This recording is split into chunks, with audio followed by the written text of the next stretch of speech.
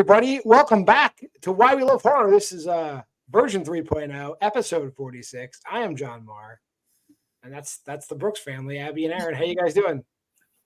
We're doing good. Excellent. It was a good week. We're having a good string of good weeks, knock on wood.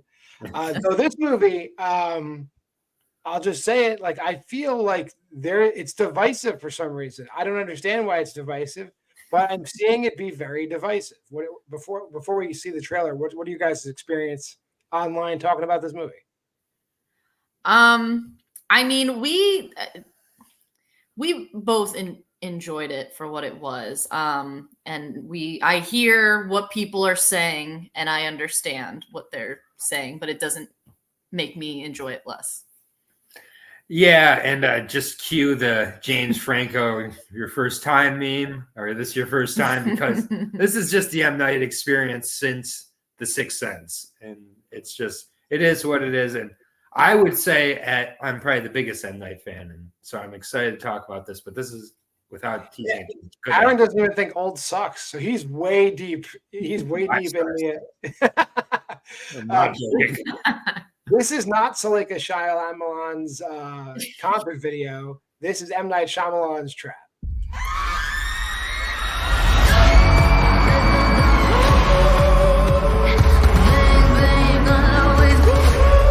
I gotta go to the bathroom. Okay, Dad.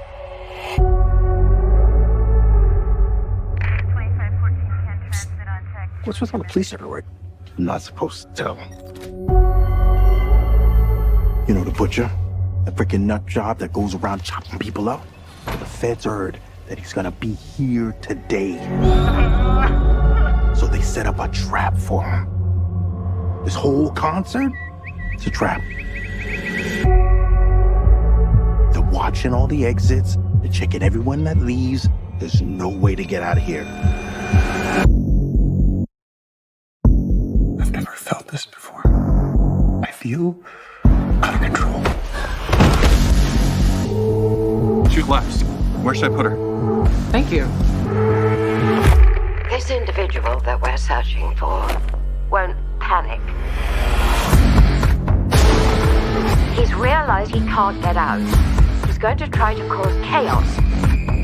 Dad, what are you doing? You're acting weird.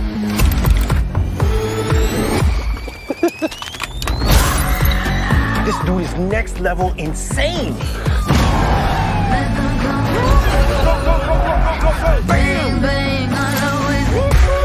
What's happening? I think you're looking for me. Sorry, guys. Sorry. Sorry. How you all doing? You having fun? Woo! Come closer.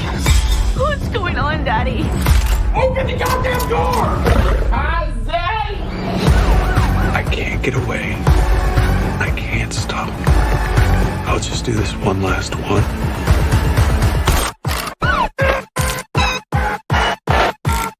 Enjoy the rest of the concert.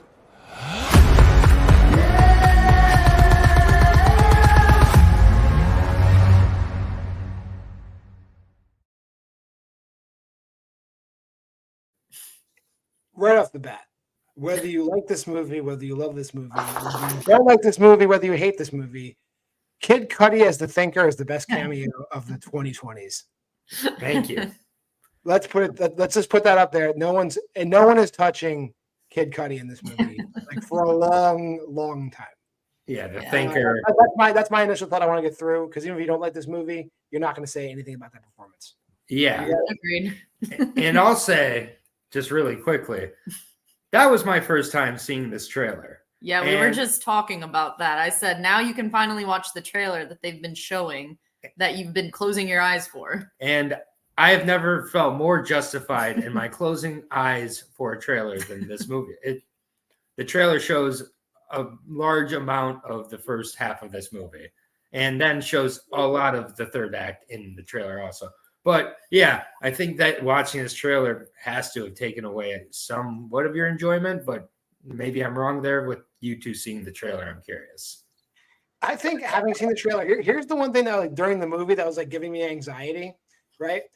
So I was like, you watch the opening credits and it has all the actors that are in the movie, and Allison's Pill Allison Pill's name goes across the screen, and I'm like, where the fuck is Allison Pill? Like the whole I'm watching, and I'm like, is she like the other girl's mom, and she just looks like shit? Like, where is she? And then she shows up later. Right. But like, that freaked me out.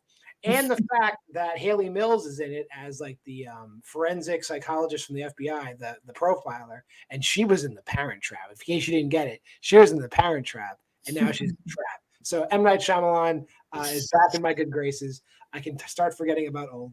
That was a good one. Yeah, Old was great, but this is not a review on Old. And eventually you'll tell me I was right about it. Old is one of his best movies. But yes, this is fun. M. Night and very funny at times. M. Night, I would not say this is full on comedic Mad Hatter M.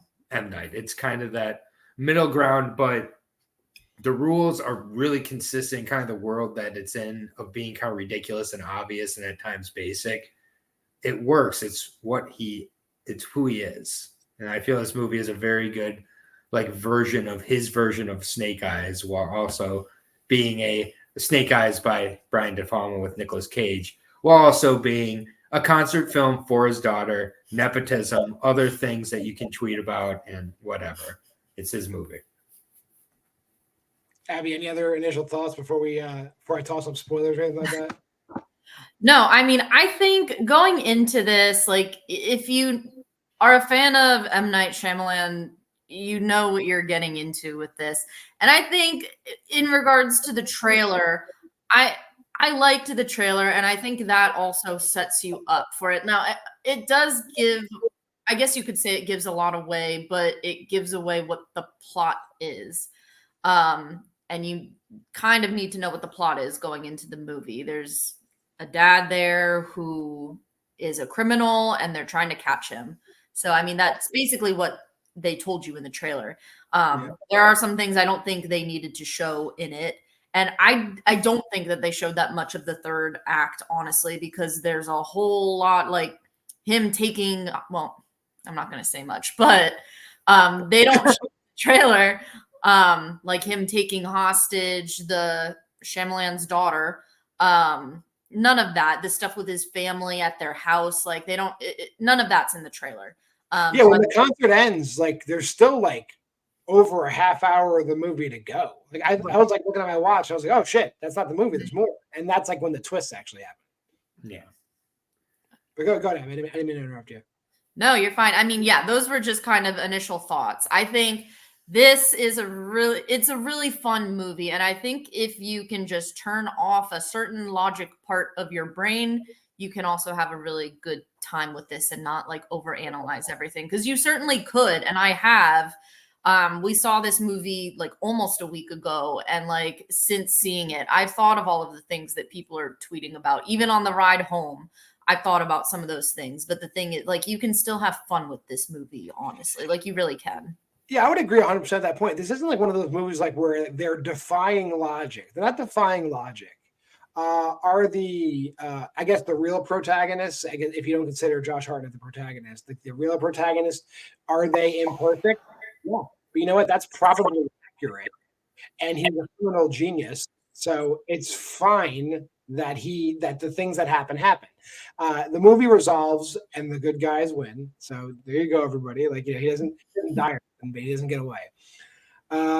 So yeah, like, and I think a lot of the complaints I'm seeing online are like, oh, the dialogue is horrible. I guess you haven't watched many M. Night Shyamalan movies, right? Compared to other movies, like the dialogue here is fine. I don't know if you've met any like North Philadelphia suburban douchebags. That's exactly what they sound like. All those characters sound like lower Monmouth, lower Bucks County, upper white class people. You know, like that's them. Like Jodie's mom. That's that. I know her. Yeah. Yeah.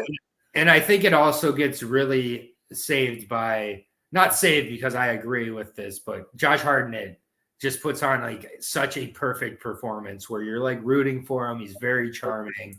It's very believable, like as this awkward, nice, like Dexter Morgan type of killer. I thought Ariel Donahue as the daughter was really good, not annoying. I thought Salika was really good. Salika Shyamalan was really good also. Like, her songs all sounded the same, but whatever. Like it didn't like bother me that I didn't see like, I got that there was like the concert like part of the movie, but I also thought like they did it throughout the movie, so it worked. They showed like the opening act and like the half, like the quarter full arena, which I thought was really funny, and just like there's like little nods like that, and then the thinker, obviously, Kid Cudi. I love Kid Cudi so much.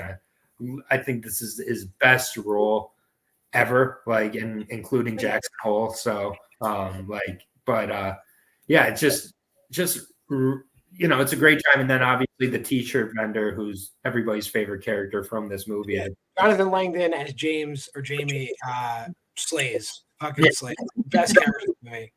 Yeah, he's great. and it just it's just like, oh, you shouldn't say all this, blah blah blah, whatever. It's just it did not even for a second bother me with this movie, and I thought it was like shot really well as well by the cinematographer, who I'm not going to try to butcher his name, but he's also done Challengers and a few other really good movies right now.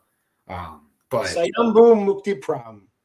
Thank you. John is braver than I am, but yes, we apologize on behalf of all viewers that we offended with that. But it is shot just really great. That scene where it's lit up with the cell phones, like that's just a great scene to see in the theater, and just like you can feel the love M. Night put into this movie, as he has all movies other than the ones where he was a hired gun. It seems. Yeah, and I'll say this too, like. If you're saying the dialogue of Haley Mills's character is off kilter, that is exactly how those people talk.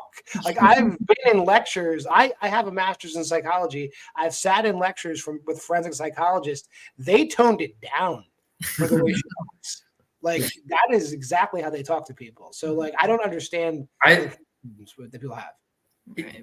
And I like how they kind of teased her before they fully showed her, because I was like, okay, is that Betty Buckley? And that has to be intentional. Like in this whole movie, which I'm still not sure about, and I think it might be, and we might maybe find out eventually, is this part of the Unbreakable verse? Nah. I mean, they do tack on not the post-credit scene, like right before the pre-credit scene where he hasn't escaped, but he's definitely upped his chances that he might escape. Mm-hmm. Yeah, like I don't know if he's necessarily like a super villain of like James McAvoy level, but like he's definitely formidable, I would say. Yeah. Do you think that's the last we've seen of the Butcher? I hope not. I kind of enjoyed Josh Hartnett as the Butcher. I don't know if I feel yes or no on wanting to see more. Selfishly, yes, but I feel like M. Night might be holding back a little bit more of the cards here. And I just wonder if this is this standalone story. It just felt more and more as we got towards the end.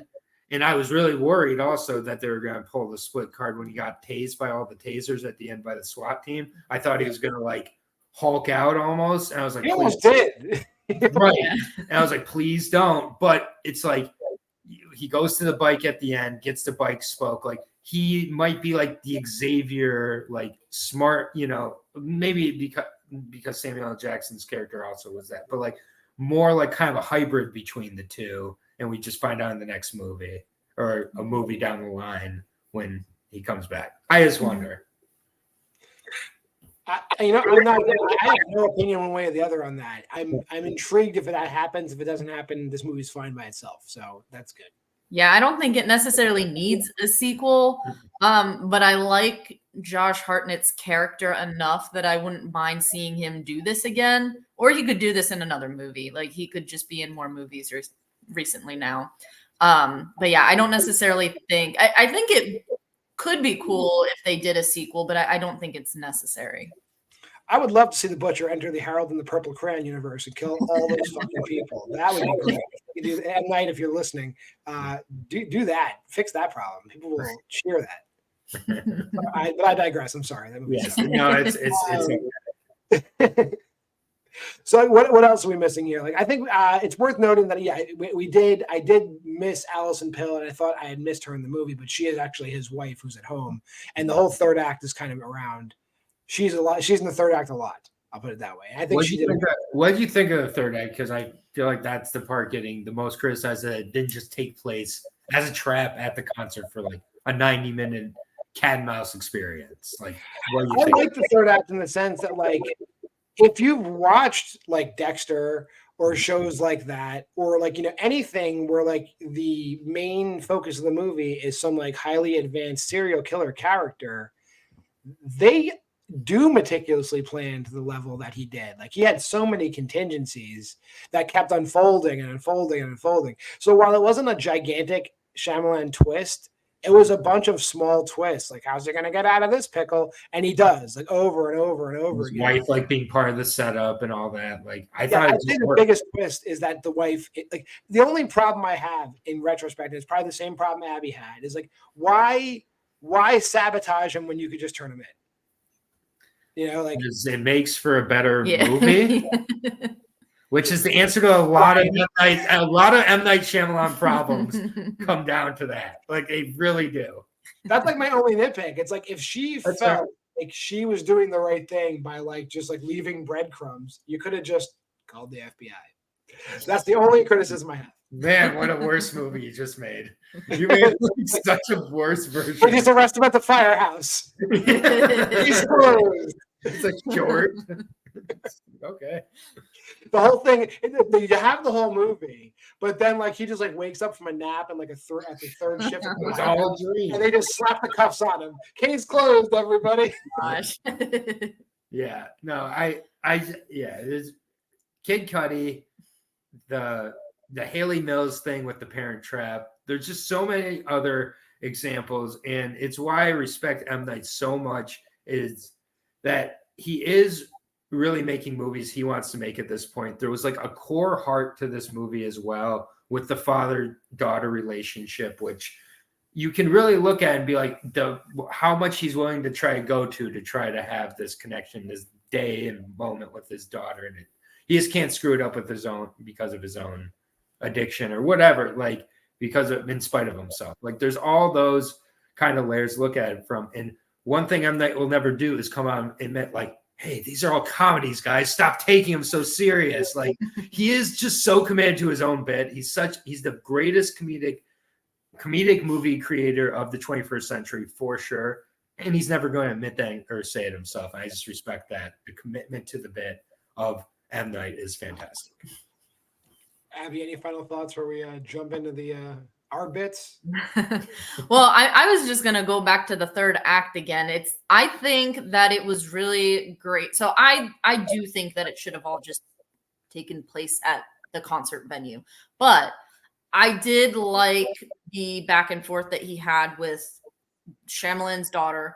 I liked it at first, and I liked the whole thing of like threatening her and then like getting in the limo, going to his house. I liked all of that. And then it kind of got to where with the wife and all of that, I'm like, okay, I don't know if he knows like what he's trying to do with this ending, and like what I just think that fell apart a little bit, especially with the wife and all of that, like you said. But otherwise, I mean, that's probably my biggest complaint. Actually, if I may, I'm going to do one thing that we haven't done in a few weeks, because I just thought of something. I can fix it.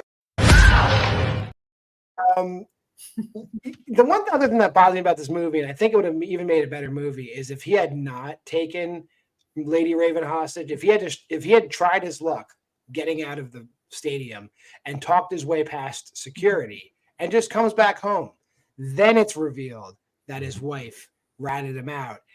And then there's the twist where like she doubles down and, really tries to rat him out. Mm-hmm. That would have been a better movie. Yeah. Because that's kind of where I thought it was going, honestly, when like there was the guards or whatever, even backstage. Like, I thought he was going to have to try to talk his way out of it. I think he could have. Probably. Yeah. Cooper could have done it. I have faith that he could have done it. But we'll never know now. Well, because he had to take that poor 85-pound girl hostage. And well, anyway, let's get on to what we thought about the movie. I will go first with my rating for this movie, because I am the number one M. Night Shyamalan fan here. This is not on the level of old for me, which means it is not quite on that 5-star level. Also, if you're more a traditionalist, a Sixth Sense, or some of his like top tier work, but it is kind of in that neighborhood of The Visit for me, that like next level below it. Really, really good, solid work all the way around. I think it will go up on a rewatch for me when I do eventually rewatch it. It is at 4 videotapes out of 5 right now. Just a good time. I do think there are some improvements that could be made to it. I don't think it was perfect, but at the same point, like I laughed. I had a good time throughout, and yeah, it just it's good to have M. Night making movies he wants to make. Abby? Yeah, I feel very similarly, but I rated it a little bit lower. Aaron and I have differences in our Shyamalan taste in movies. For me, this is on the level of like Old or The Visit. And I like Old. I don't think it's a masterpiece like Aaron does, but I like Old. I think it's really funny. But it's on the level of those movies for me. So I gave it a 3.5. All right. And then I don't expect anybody to have read my Letterboxd review, but like I see this movie for what everything about it. Like I see it's like shamelessly plugging his daughter. I see that there's so much convenience in this movie, but honestly, I agree with Aaron on almost every level. Like this movie was not made for you to dissect it. This movie was not made for you to put yourself in the role of an FBI profiler and how you would catch this motherfucker. That's not what it's about. It's about having fun. And I had a goddamn blast watching Trap. I'm up at 4.5 for Trap, and I might be the only one. Get at me in the comments. I'm not giving a shit. This movie's brilliant. I love it. Anyway, we also have the Why We Love Horror Challenge. So let's see what we're doing this week.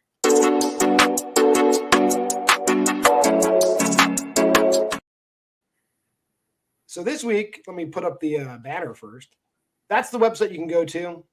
Figure it out. I'm not even going to go through it. You figure it out. This week, we are on to week 32, where it's watch a movie that was produced by Neon. And this year, Neon's been killing it. But they have other movies. And since we ended on me, we'll start with me. Earlier in the year, I knocked this one out early in the year by accident. I watched Sanctuary. Which, I mean, another person who's having a great year, Margaret Qualley, is in this movie, and she kills it in this movie before she killed it in all the movies she killed it in this year. So check out Sanctuary, about a man who it tries to break up with his dominatrix unsuccessfully, is how I'll put it. Abby? So I watched a movie that I did not like. I watched Assassination Nation. I almost turned it off in like the first hour or so, but I stuck through it. And it like got a little bit better, but I still didn't like it. It's directed by the Euphoria guy, and I don't know. I just can't with Directed him. by filmmaking royalty, Sam. Right. He was trying to do something profound, and it didn't really work, honestly. So I wouldn't recommend it. That is a fair assessment of that movie, Aaron. All right. I have watched just about every Neon movie, including all the horror. There were a few from Hulu I hadn't watched from like the 2020 COVID time that came out. And it was a Bad Hair by Justin Simeon came up, and it was all right. It was like, it definitely didn't fully commit to the horror as much as I'd like. It was kind of a societal horror from the late 80s about, a Black woman trying to get ahead in the corporate world. So kind of seen some of these things done a little bit better in other movies, but it had moments of, really like kind of scary, uncomfortable social horror. But yeah, it was like a lot of potential for Justin Simeon. And then I looked, and turns out not potential is not going to be found in this next movie because it was the Haunted Mansion from this year. So maybe it can be the next one. No. So better luck next time for Justin. But yeah, it was all right. Fair enough. Hey, so we were talking prior to the show, and next week nothing's really coming out because we got an advanced screening of Cuckoo, and we covered that last week. So we are going to just go back a few weeks because a lot of people did not cover like probably one of the best movies to come out this year, and it actually did get a limited release. We're going to be talking Exuma next week here on Why We Love Horror. But if you made it this far in the video, like, comment, subscribe, and share. The Facebook group is Why We Love Horror. The TikTok is WWL Horror. Mondays is versus. Wednesdays is special. Thursdays you're watching it. Horror headlines later, maybe. I don't know. It's up to Hunter. And then Friday is Why We Love Horror Trivia. So again, I'm John Moore. That's Abby Brooks and that's Aaron Brooks. And we appreciate you stopping by for Why We Love Horror. We'll see you next week.